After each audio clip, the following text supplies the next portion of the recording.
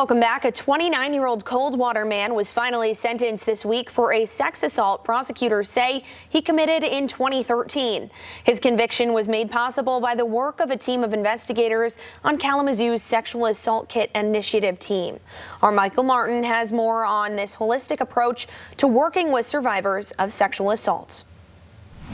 We need to change fundamentally how we as prosecutors and law enforcement approach sexual assault investigations. On Tuesday, 29-year-old Brad Allen Reisner was given 10 to 22 years in prison for a sexual assault that happened all the way back in 2013, a symbolic end to a traumatic journey for the survivor in the case because at the time it was initially investigated back in 2019. So we did have evidence that matched Mr. Reisner, but he had already told the police back in 2013 that, yes, I had sex with her, but it was consensual. Reisner was not prosecuted for anything at the time, not until Special Assistant Attorney General Erin House, her team of SACI investigators, with a victim advocate on board, began re-examining not just the case itself, but the facts and people surrounding it in 2019. It took time, as it does in every case, for us to build trust with her, for her to allow us to go forward.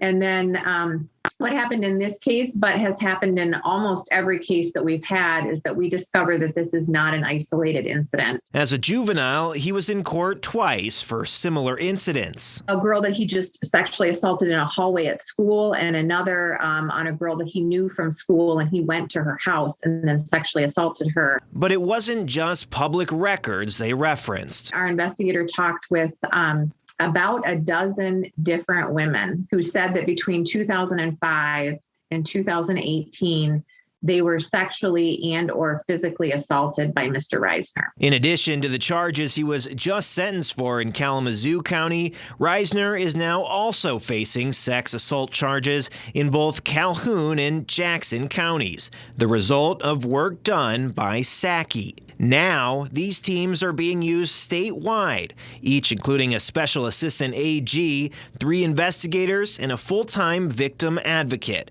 tasked with taking the results of these now-tested kits and seeing if they could lead to a conviction in cases where one had previously been abandoned. A significant piece of evidence in these cold cases is how this incident has impacted the victim.